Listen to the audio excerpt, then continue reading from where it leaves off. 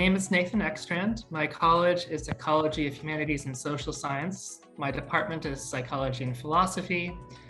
Short background about myself is that I got a PhD in philosophy in 2014. I wrote my dissertation in theories of revolution and social political philosophy. I grew up in Maryland and since then have lived all over the place, including in Virginia, Wisconsin, Indiana, spent some time in Europe, and most recently I was living in China. My name is Anya Lu. I am at the Communication Studies Department, and I just graduated from Arizona State University, and we just moved to Texas, Conroe, because of this amazing job. I usually do research in interpersonal and intercultural communication. So it's all about how do you communicate with the people close to you, and how do you communicate with people who are very different from you? I'm not originally from the US.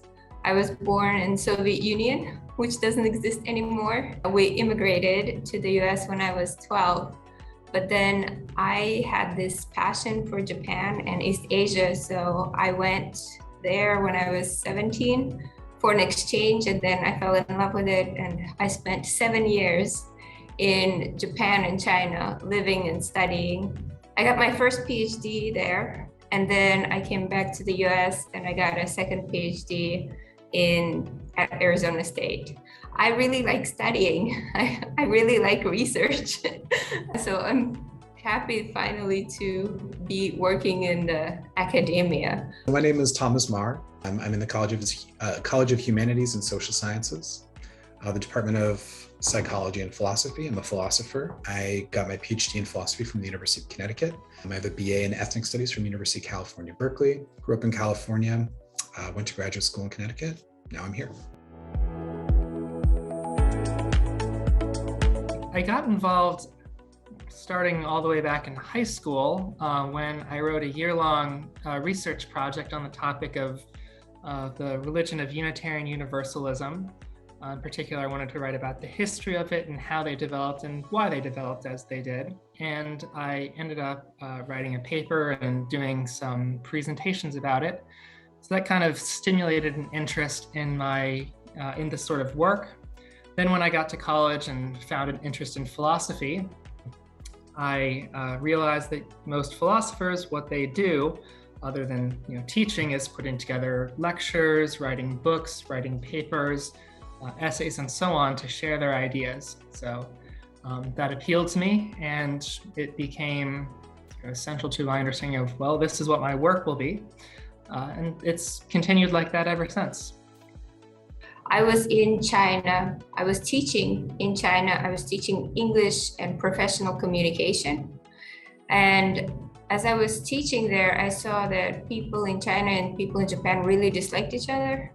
And it got worse and worse and worse over things that happened so many years ago.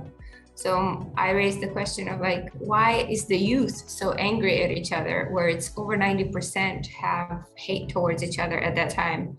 So I decided I wanted to do research on that. And the Japanese Ministry of Education very graciously provided me years of funding for me to do that research. I guess this question of why people don't get along got me really involved in my research, and I really liked teaching, and then I didn't want to do anything else. For me, when I was in high school, I got tricked into joining the debate team. And so after they tricked me, I just started researching all sorts of policies in the United States. And what I eventually realized was that most of the policies actually made more sense once you understood the history of race and racism in the United States. So when I went to college, I decided to study racism. Out of that came certain questions about philosophy, because I realized that it wasn't as easy as just going to sociology or going to history or going to one of the disciplines that existed in studying racism, because one of the problems is racism had actually shaped the way that those disciplines studied their subject matter. So that led me to philosophical questions, and ultimately I said, basically people around me are like, yo, you got to go do this for a living. Stop bothering us by talking about this, all the time. Go study it, get paid to do this, teach. So that's what I did. started a project with my dissertation that I'm interested in considering or continuing. My dissertation looks into the theory of systems and how they work, and it tries to apply some of those ideas to social and political philosophy. I would like to continue that work when it comes to, just other topics in social political philosophy besides revolution. And I have done some work looking at systems, how systems theorists think. And I've developed that also into an understanding of sort of the foundations of how the world works as well. So I've looked a bit into quantum physics as well, all as a way of just sort of understanding what is the basis of our world and how do these larger parts of our world, things that aren't on a foundational basic level, but more complex areas work. So I'm interested in continuing that project and developing its thinking while still applying it to social and political issues. I'm very diverse with my research interests. I did on gaming studies of how people during work time use their mobile phones to play strategy games. Basically, that study was, I got sucked into a game and then I was like, well, if it's me, then it must be other people too. And then I found out there's surgeons, there's police officers, there's all these high-ranking professionals who during their work time would play online games or sneak out into the bathroom in the middle of meetings to attack or join a raid. So I did research on that. Then I do a lot of research on how to make positive impressions in different contexts. For example, my last big project for 2 years was for Middle Eastern students in the US. There is a kind of a negative perception sometimes, and they're a group that's called often stereotyped. So I was looking how we could increase social attraction and decrease prejudice against certain minority groups in the US that perhaps are not viewed as favorably as other groups. I'm a philosopher, so my research is all about the truth. What's true about reality? What's true about how we relate to reality? What's true about the values that we need to adopt in order to, care about truth? So for me, I ask questions about our relationship to reality, our relationship to truth, basically through thinking about those who've been oppressed, thinking about those who've been dominated, and most importantly, not just thinking about their experiences, but their theories. And the main questions that I'm working on are basically one, what are race and racism and how do they function?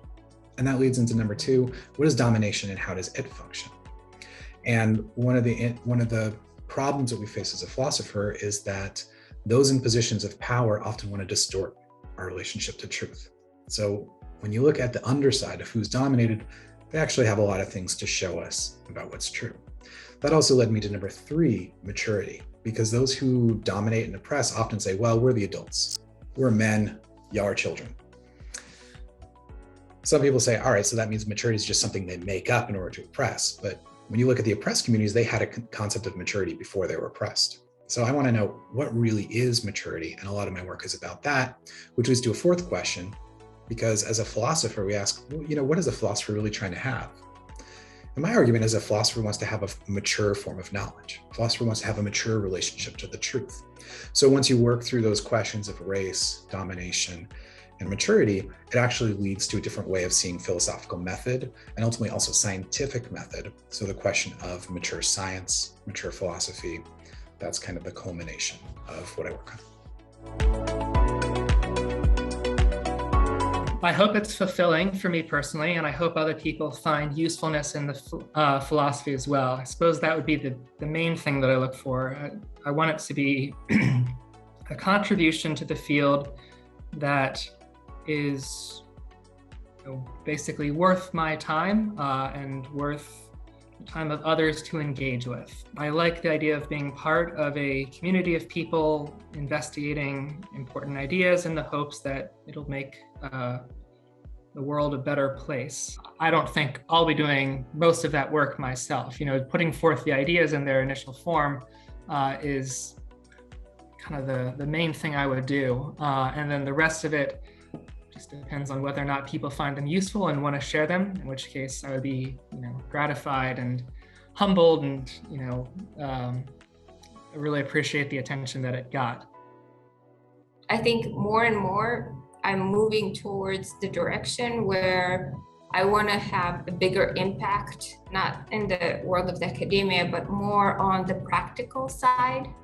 Like, what do you say to a person who is very stressed in certain situations? How do you support them verbally and non-verbally? Ultimately, I believe communication is the tool to bring people together. And my ultimate goal is to bring as many people together as possible and to get as much clear communication between professionals as possible. Like for the doctor-patient, it's maybe not just bringing them closer and increasing trust, but it's also about making sure that the correct information gets to the right people. My biggest goal, I guess, is to have a positive impact on people in the community and in general. A philosopher is somebody who loves wisdom. And to me, wisdom isn't just knowledge, it's knowledge that helps us take responsibility. And so the reason why I care so much about truth, the reason why I care so much about knowledge and finding knowledge, finding truth in places that some other folks aren't willing to look, is because I think we need to be able to take responsibility for ourselves. And of course, not only ourselves, but for the world. And so I think the point of all my work is to help humanity take responsibility for the world. When it comes to the faculty at Sam Houston State, there's still a lot I don't know. I don't think I have any major statements for them at the moment because I don't know enough about the faculty as a whole group in order to say anything. But I would have questions about what they like most about the Sam Houston State University area, what parts of teaching at Sam Houston they appreciate the most, what their favorite activities to do in their off time are, how they fit research in with teaching, mostly things like that. There's still a lot about living in this area that I haven't picked up on yet. I've certainly learned the area much more than when I first arrived, but there's a lot more that I want to do and want to learn in order to kind of feel at home in this area. I suppose my comments to the faculty would mainly be about that. There's quite a few institutions that I've traveled from where I was just doing research. And I feel like Sam is one of the, and my department is one of those places that is like a family. And I was very much looking for somewhere where it's not competition, it's a collaboration. I love working with undergraduate and graduate students on their projects, mentoring different theses or undergraduate research. I just love working with people. I think that's why I went into human communication. So if anybody wants to reach out and do a project or talk about stuff, I would really welcome that. I'm really excited to be part of the community here at Sam Houston State.